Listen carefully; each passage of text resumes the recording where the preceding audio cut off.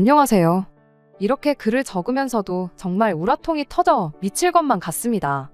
어려운 형편에도 열심히 노력해온 20년 결혼 생활이 말 그대로 하루아침에 물거품이 되게 생겼거든요. 장남이 최고라고 여기던 시어머니도 장남인 아주버님도 모두 문제지만 사실 가장 큰 문제는 다른 사람이 아니고 저희 남편이에요. 그렇다 보니 어디 가서 푸념도 못하겠고 더더욱이 미치고 팔딱 뛸 노릇이네요. 남편과는 1년에 연애 후 결혼을 했습니다. 중매로 팔려나가듯 결혼하는 것보다야 연애 결혼이 훨씬 낫다고 생각했죠. 다른 것보다 남편의 착한 심성 하나가 참 마음에 들었어요. 세심한 배려와 양보가 몸에 배어있는 게 참 가정교육을 잘 받은 사람이구나 싶었습니다.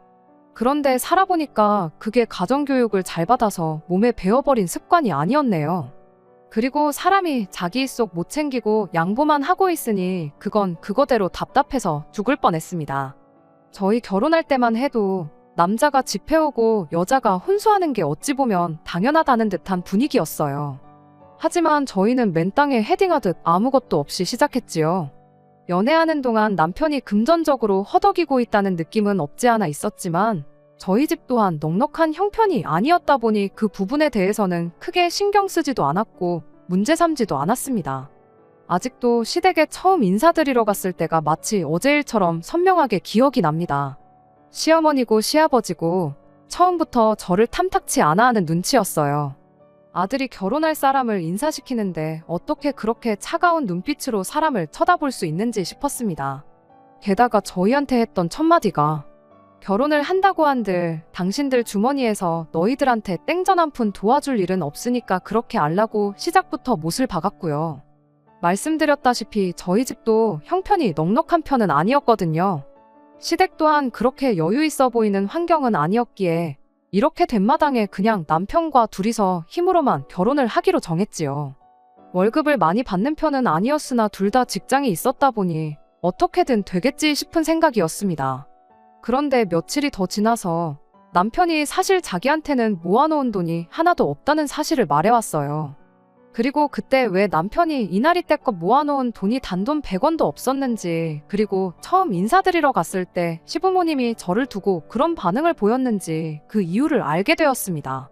처음에는 그저 당신 아들에 비하면 제가 한참 모자란다거나 저희 집이 형편이 어렵다는 이유로 결혼을 반대하는 줄로만 알았거든요. 그런데 그게 아니었어요. 남편 때문에 그랬던 건 맞았지만 이유는 전혀 달랐습니다.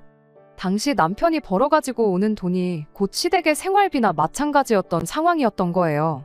시모 입장에서는 난데없이 어디서 굴러들어온 제가 집에 기둥을 뽑아가는 그런 느낌이었던 거죠.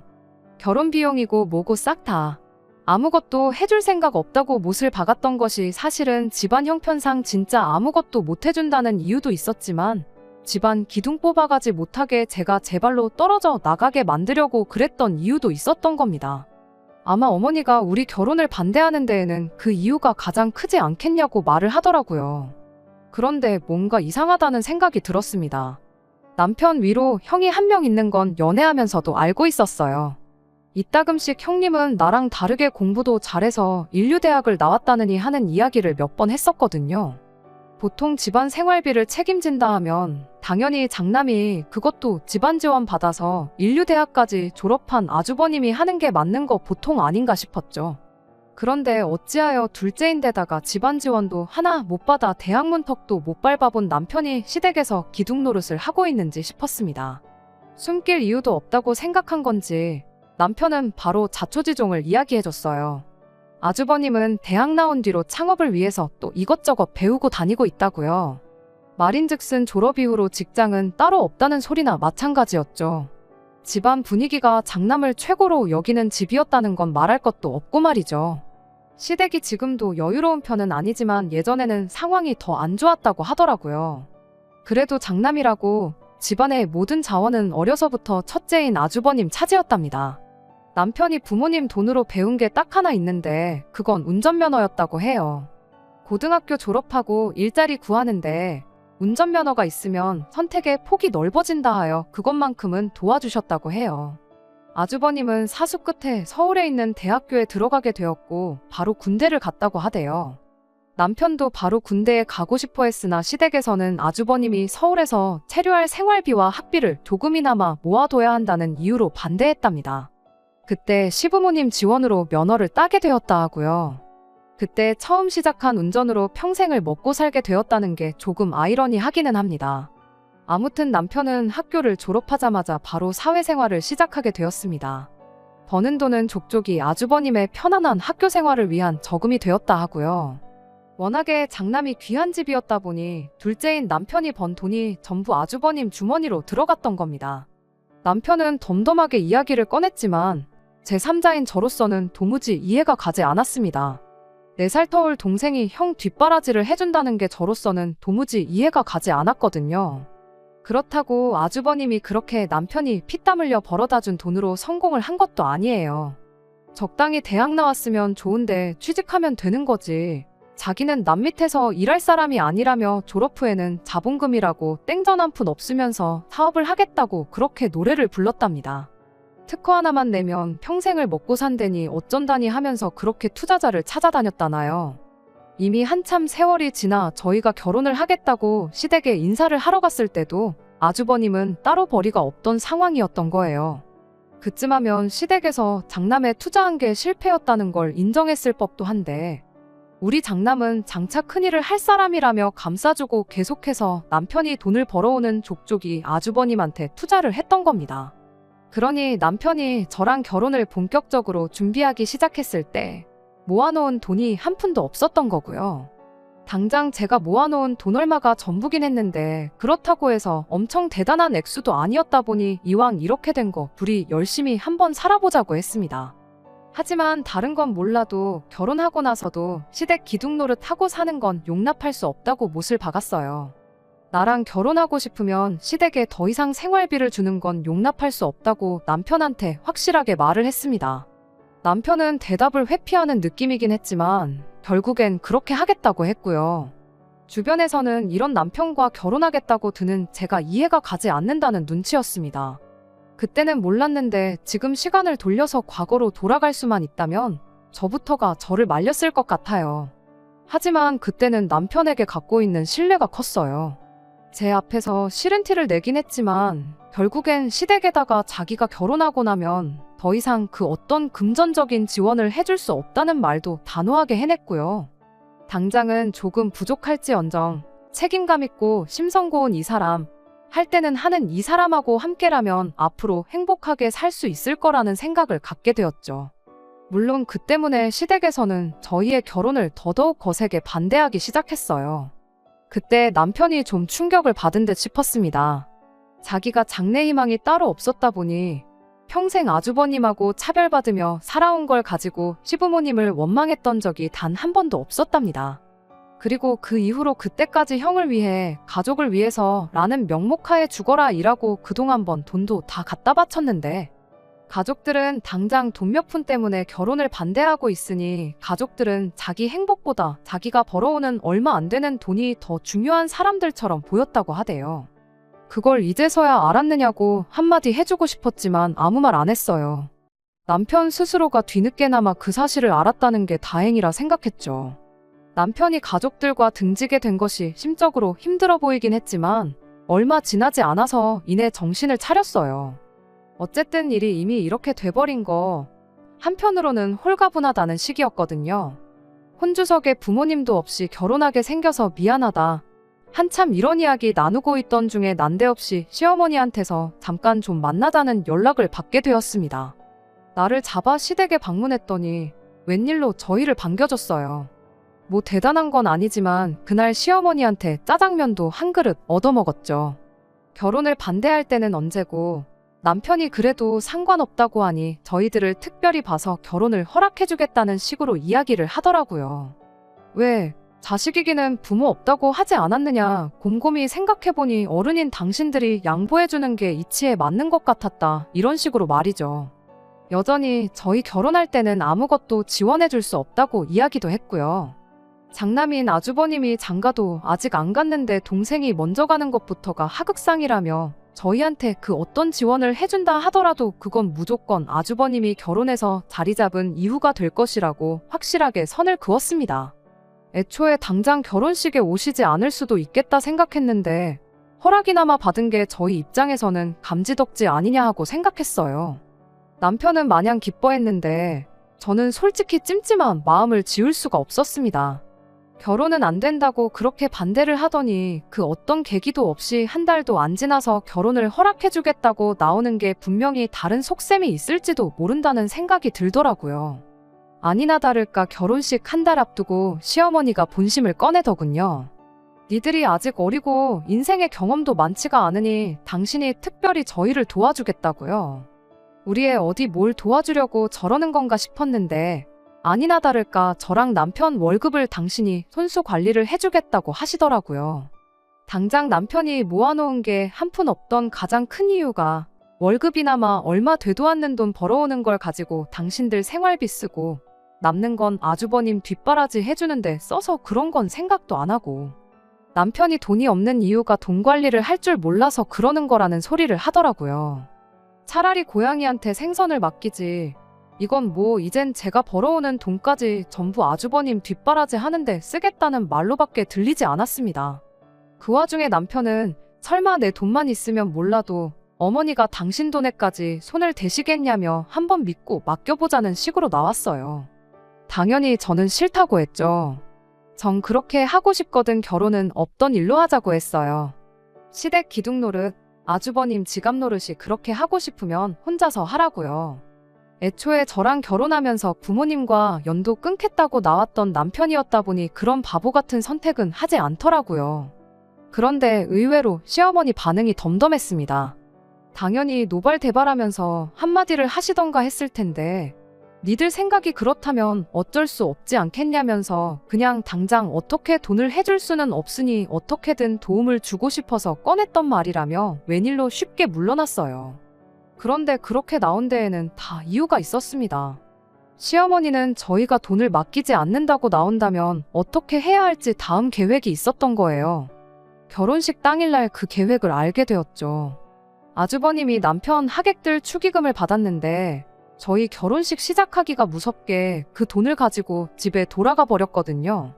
특허 하나 내면 인생 핀다고 생각하던 아주버님이 당시 개발하던 무언가가 있었는데 투자처가 마땅치 않아서 시작도 못하고 있던 상황이었다더라고요.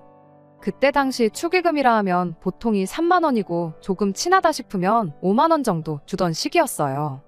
아주버님이 방명록도 같이 가지고 가버린 탓에 남편 하객들이 축의금으로 얼마나 줬는지 정확히는 몰랐지만 머릿수대로 대충 계산해보니 넉넉하게 계산하면 400에서 500 정도 되는 돈이었습니다. 단돈 500만 원 투자받을 곳도 없고 당장에 남편이 시댁에 생활비 지원을 끊었다고 해도 그 돈 보태줄 상황이 안 돼서 계획적으로 결혼하는 동생, 결혼하는 아들 축의금을 들고 날랐다니 정말 이 사람들이 가족은 맞는가 싶었어요.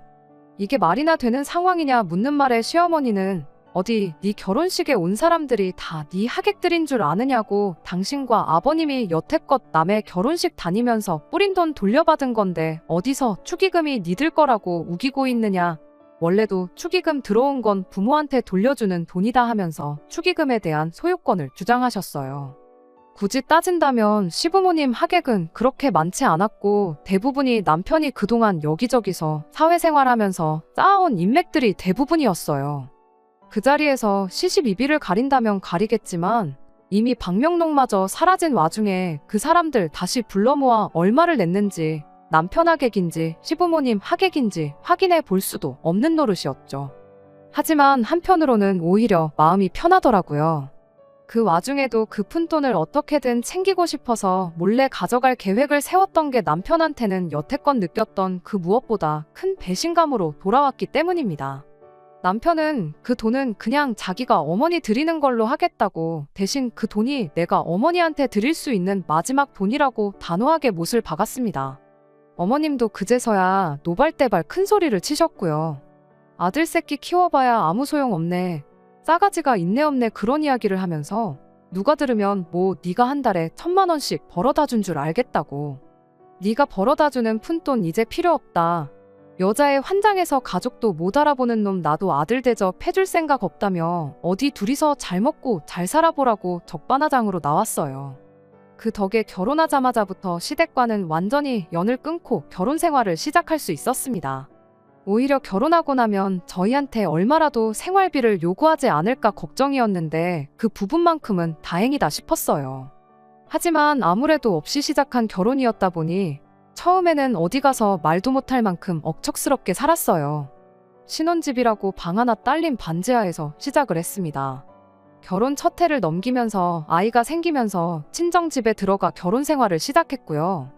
친정도움은 받고 싶지 않았으나 당장 제가 일을 하지 않으면 가게에 직접적으로 타격을 입을 만큼 상황이 여의치 않았다 보니 어쩔 수 없는 선택이었습니다.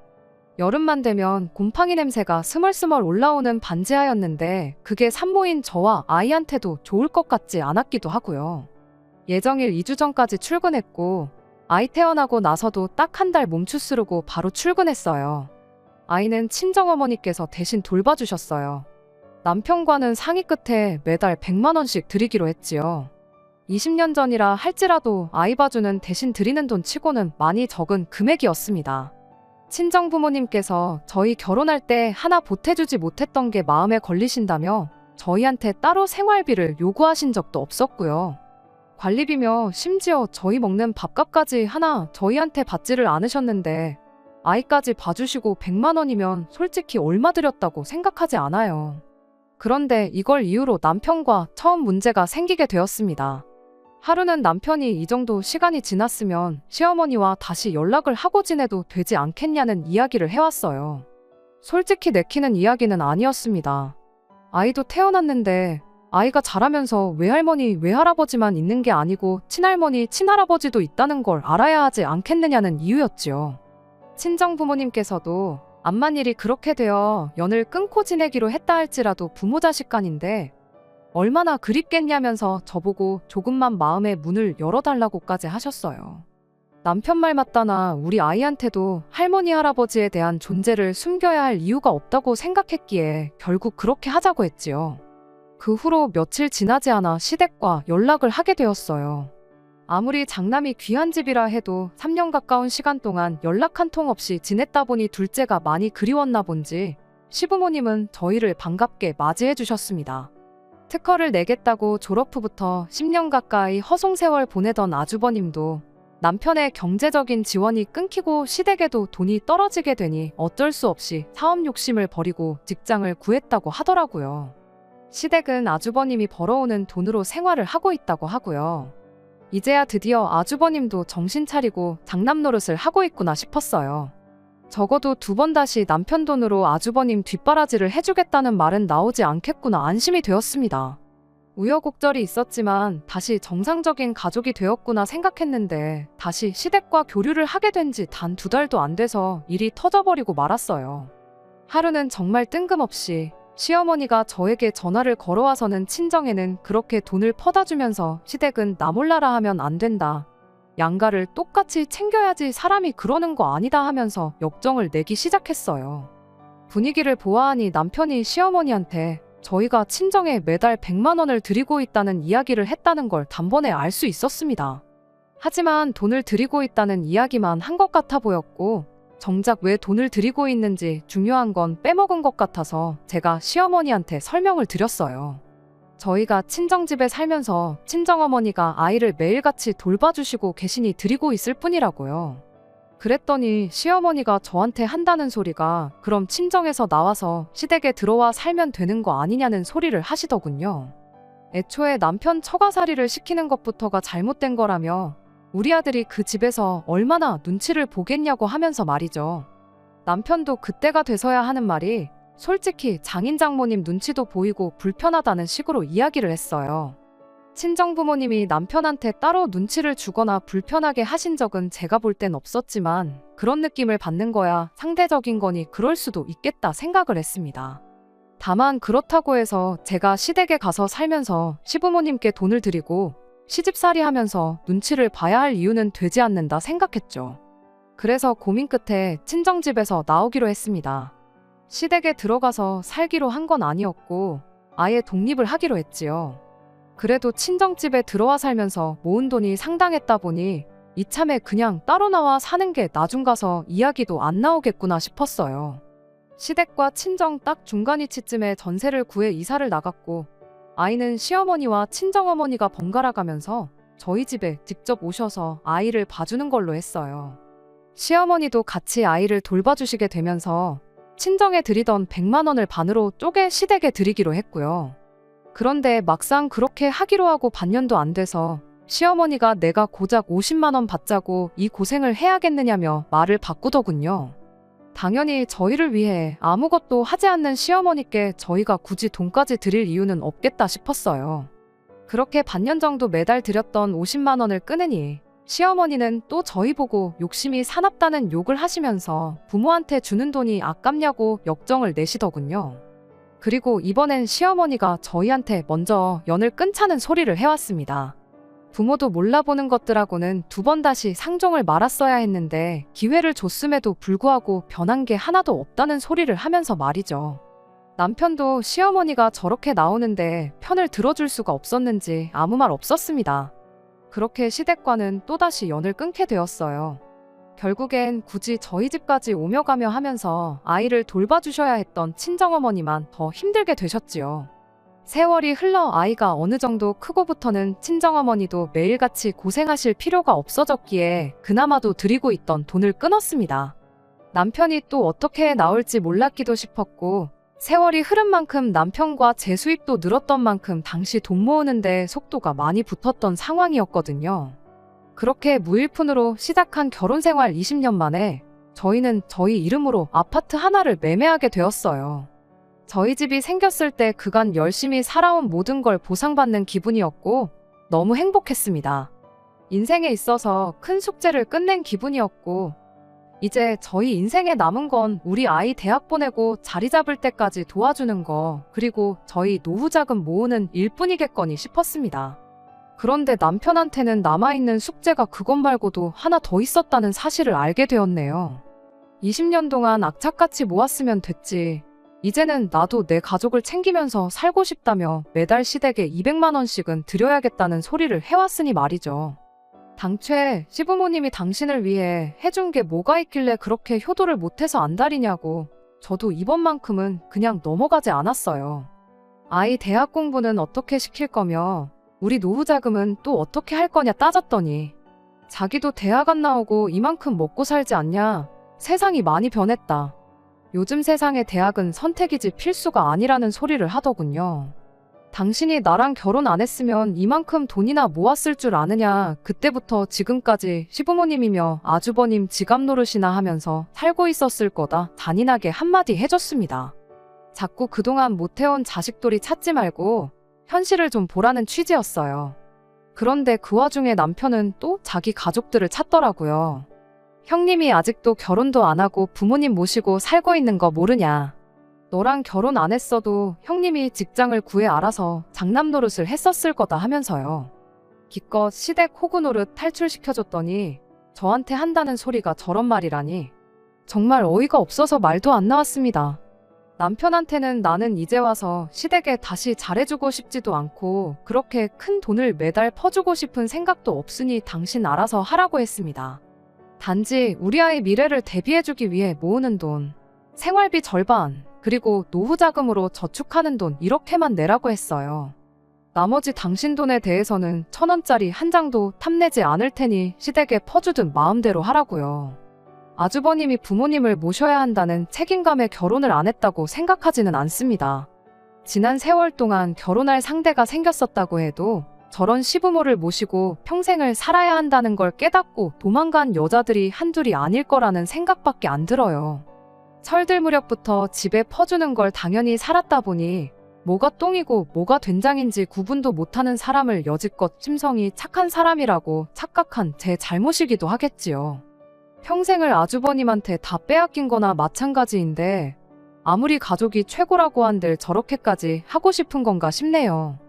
20년 동안 부모와 소원하고 지낸 게 내 탓이라는 듯 생각하는 것 같은데 그럼 애초에 반대하는 결혼을 왜 한 건지 싶고 여지껏 열심히 살아온 게 물거품이 돼버린 것 같아 그저 요즘은 하루하루가 심란할 뿐입니다. 어떻게 남편한테 정신 차리라고 따끔하게 해줄 말 한마디 없을까요? 하기야 제 말도 이렇게 안 듣는데 다른 사람 말이라고 들을까 싶기도 하네요. 20년 세월 열심히 살아온 날들 중 이렇게 후회되는 날은 또 처음이네요. 안녕하세요. 1년 만에 이렇게 다시 찾아뵙게 되었습니다. 남편이 시댁에 200씩 퍼주겠다는 말이 나오고 결국 3개월 뒤에 남편과 이혼을 하게 되었어요. 참으로 황당한 일이 아닐 수 없습니다. 남편이 하루는 시댁에 다녀오더니 저한테 달마다 200 주는 일은 없던 걸로 하겠다는 말을 꺼내왔었어요. 그렇게 퍼주고 싶다던 사람이 왜 갑자기 마음이 변한 걸까? 또 시댁에서 시부모님한테 대여서 온 건 아닐까 싶었는데 그게 아니고 저한테 거래를 하나 하자고 하더라고요. 알고 보니 자기 돈으로 200씩 주는 건 부담스러웠나 보더라고요. 그도 그럴게 생활비랑 저축하는 돈 저한테 보내주고 시댁에 200씩 퍼주게 되면 자기 손에 남아떨어지는 게 하나 없으니 그렇게 하기는 싫었던 거예요. 대신 저한테 말하길 집으로 대출을 받아서 1억을 일시불로 시댁에 주면 어떻겠냐고 하더라고요.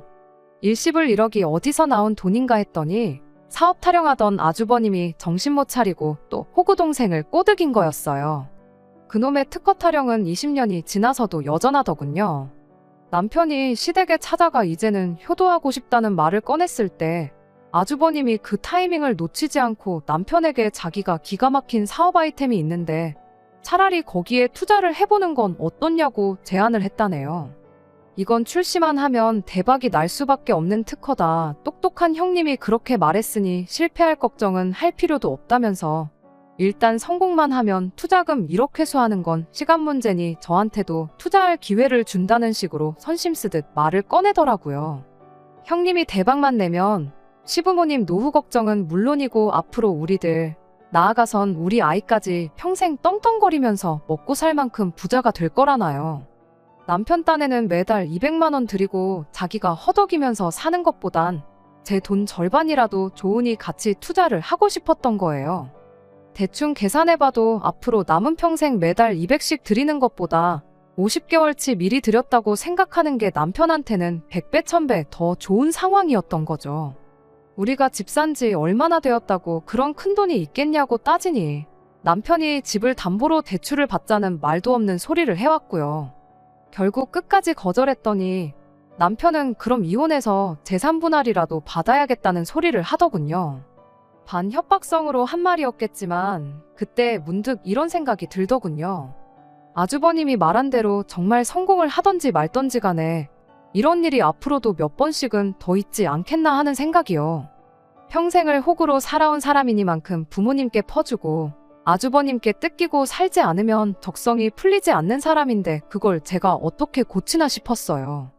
20년 세월, 중간중간 다시 연락을 했긴 했어도 대부분의 세월을 연을 끊고 살아왔는데도 불구하고 뭔가 여유가 생길 때마다 가족들한테 퍼주고 싶어하는 사람을 고칠 방법은 없다고 생각했고 결국 저는 남편의 이혼하자는 말에 그렇게 하자고 대답했습니다. 평생을 노력해서 갖게 된 내 집을 정리하고 싶은 마음은 없었다 보니 친정 부모님 집을 팔아서 재산 분할을 해주고 이혼을 했고 친정 부모님은 저희 집에서 같이 살기로 했어요. 그렇게 20년 결혼 생활을 허무하게 정리하게 되었습니다만 결과적으로는 잘 된 일이라 생각합니다. 얼마 전에 남편이 제 말을 들을 걸 그랬다며 연락을 해왔거든요. 아주버님이 남편 돈이며 시부모님 돈까지 털어먹고 잠수를 타버렸대요. 지난 20년 동안 자기가 부모님을 모셨으니 이젠 네가 모실 차례 아니겠냐 하고요. 누구 돈으로 공부하고 대학까지 졸업했는지는 아주버님한테는 중요한 게 아니었나 봅니다. 그간 사업하고 싶었는데 동생이 부모에 대한 지원을 끊는 바람에 자기가 부모님을 책임져야 했던 게 억울했다네요. 그래서 이번 기회에 시부모님 집담보로 대출받고 동생 이혼시켜서 재산분할 받아온 돈을 빼돌려 자기 자유를 찾으러 간 거예요. 남편은 이제 부모님도 그렇고 자기도 그렇고 오갈 곳이 없어졌다고 제발 그간 살아온 정을 봐서라도 자기를 다시 받아달라고 자기 좀 살려달라는 연락을 해온 거고요. 싫다고 거절했더니 그 와중에도 그럼 자기는 괜찮으니까 자기 부모님 머물 방 한 칸만 내달라는 소리를 하고 있더라고요. 당신 부모님이 아니라 당신만 혼자 돌아오겠다고 해도 싫다고 확실하게 거절해주고 남편과의 20년 인연의 종지부를 끊었습니다. 여태 살아온 정이 있으니 걱정이 안 된다면 거짓말이겠지만 그런 남편 다시 받아줬다간 제가 제 명에 못 살 것 같아 확실하게 마무리를 지었어요. 심성이 착한 사람 만나는 건 좋지만 착하기만 한 건 장점이 아니라 미련한 거라고 생각해요. 부디 우리 아이가 남편의 그런 점을 닮지 않았으면 싶습니다. 끝까지 들어주셔서 감사합니다. 오늘의 사연은 여기까지입니다. 구독과 좋아요, 알람 설정 부탁드리고 더 좋은 사연으로 다시 찾아뵙겠습니다. 감사합니다.